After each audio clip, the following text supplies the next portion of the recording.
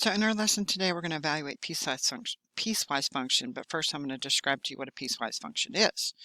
So a piecewise function is a function that is a combination of one or more functions. So this is piecewise here. Let's see if my pen's going to write. A piecewise function. Okay, let me see if I can get this to clear up over here. I don't know what's going on with that. Okay, so a piecewise function is a function that's a combination of one or more functions. So the rule for a piecewise function is different for different parts or pieces of the domain. So for instance, movie ticket prices are often different for different age groups. So the function for movie ticket prices would assign a different value ticket price for each domain interval, which is the age group.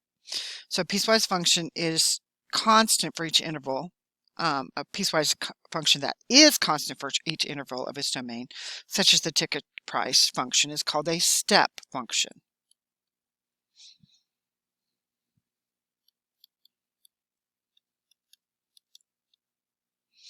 You can describe piecewise functions with a function rule. So we're going to work through this first one together. So example 1 says evaluate each piecewise function for x is equal to -1 and x is equal to 4. So the first thing I'm going to do is I'm going to draw a number line here.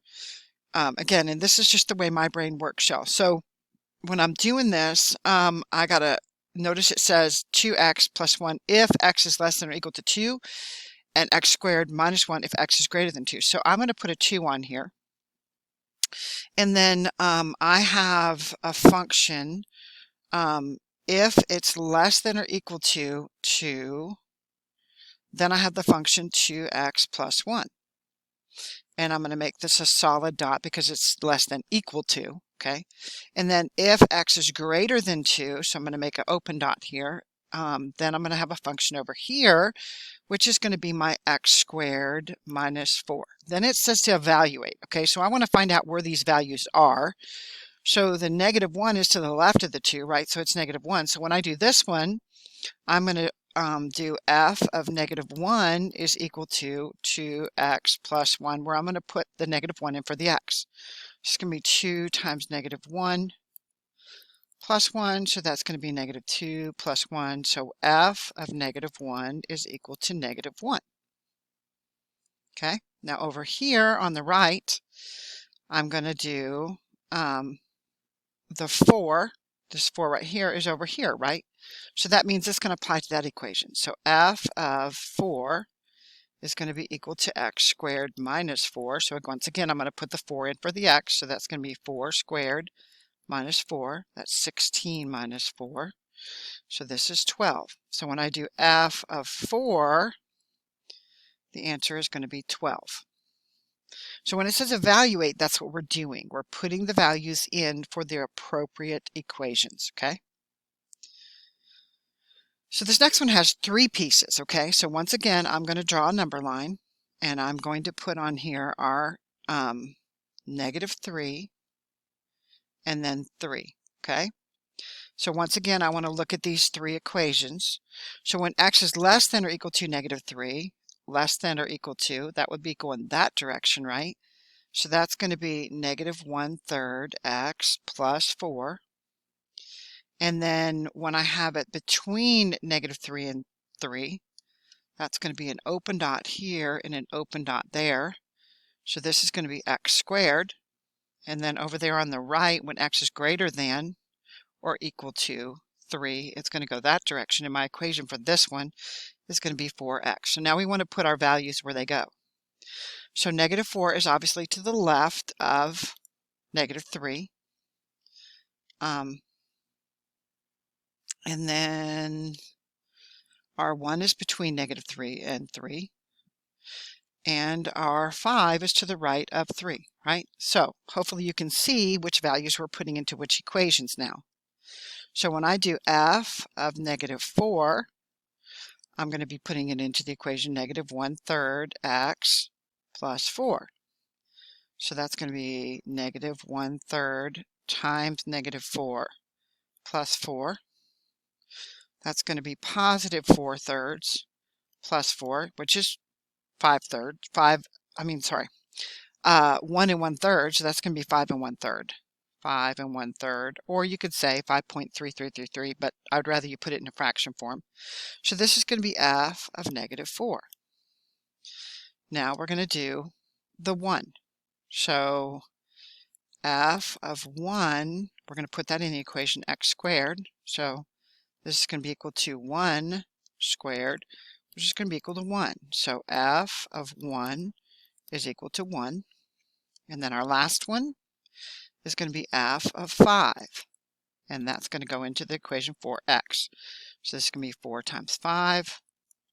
So that's going to be equal to 20. So f of 5 is equal to 20. So that's what we do when we evaluate, okay? So I'd like you guys to do this one and then come back to me when you're done. All right, so on this one, again, going to draw my number line.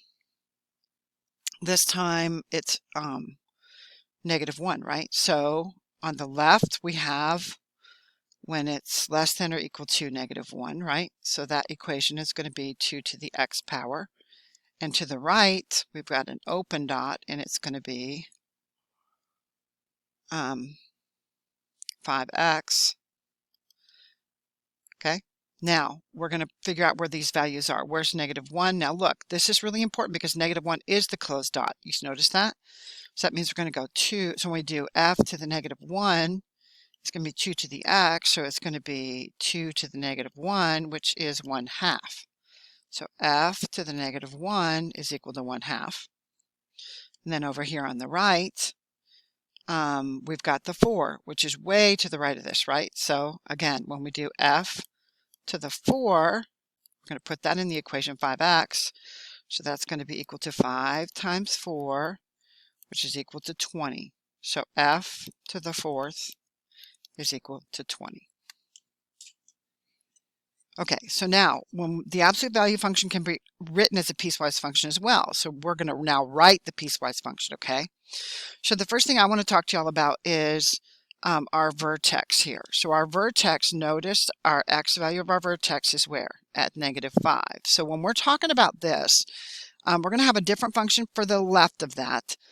So this is going to be x is less than -5. And when we go to the right, it's always going to include the point, okay? So this one over here is going to be x is greater than or equal to -5. So when I'm talking about that, I'm talking about this function over here for the left, that one, right? And then over here, I'm talking about this one for the right. So when I work this, I'm going to work it left and right, okay? So when I do the left side, what kind of slope does that left equation have? Is it rising from left to right or falling from left to right? Yes, it's falling. So what we're going to do is we're going to make the slope, which is a, we're going to make that a -2, okay? And then we're just going to multiply the x plus 5 minus the 4, okay? So we're going to distribute the -2. -2 times x is -2x. -2 times 5 is -10 minus 4. So now we're just going to simplify. -2x minus 14. So that's the left side of my equation when x is less than -5, okay? Now we're going to do the right side. So this time, what kind of slope does the right have? Is it falling from left to right or rising from left to right? Rising, exactly. So now we're not going to change the slope, which is the a. So we're going to leave it what it was. So this is going to be x plus 5 minus 4. So 2 times x is 2x. 2 times 5 is 10. Minus 4, 10 minus 4 is 6. So this one's going to be 2x plus 6. Now we're going to write our function. So this is going to be f of x is equal to, I'm going to put our parenthesis here. So we're going to put our -2x minus 14 if, what was our function over there? X is less than -5. That's what we had up here, remember? Okay. And then on the right, it's going to be 2x plus 6 if x is greater than or equal to -5. But remember, the right side of this is always going to be the equal. So it's going to be greater than or equal to, okay? Now, before you get started on this one, I want to point something out to you. Here again, we have our 0 of our vertex of our function, and this is at -2. And it's also at 1, y'all notice that? So our vertex is at -2, 1. Well, that's not what I see up here. So what I want to do is factor out that 3 first and see if I can get the same thing that I had. So I'm going to factor out the 3, and that's going to give me x plus 2 plus 1. Okay? So notice now I have the vertex that I have there, negative 2, 1, right? Okay, so this is important that you guys know how to do this, okay? Because we want to have the vertex in the equation that we had when we were solving the equation, all right? So now we're going to go, this time what's happening from here, actually let's go back and do our left side. So this is going to be x is less than negative 2. Y'all see that? Over here from the left over, and then to the right, we're going to have x is greater than or equal to negative 2, okay? So when we're doing our left side, is that slope rising or falling?